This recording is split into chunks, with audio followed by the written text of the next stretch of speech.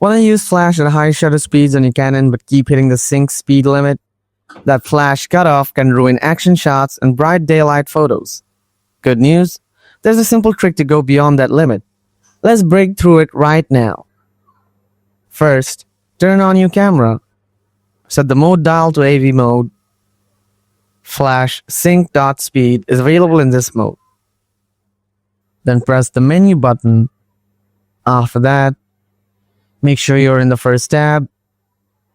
Now scroll all the way down. Here you will see the flash control option. Tap on it.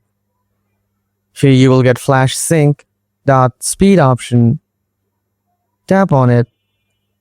Then select 1 out of 200 sec. I think it will be perfect for your sync speed, or you can select the sync speed you want. And that's it. I hope you found this video useful. If you did, please hit the like button. If you have any questions, feel free to ask in the comments below. Thanks for watching, and I'll see you in the next video. Until then, stay tuned and goodbye for today.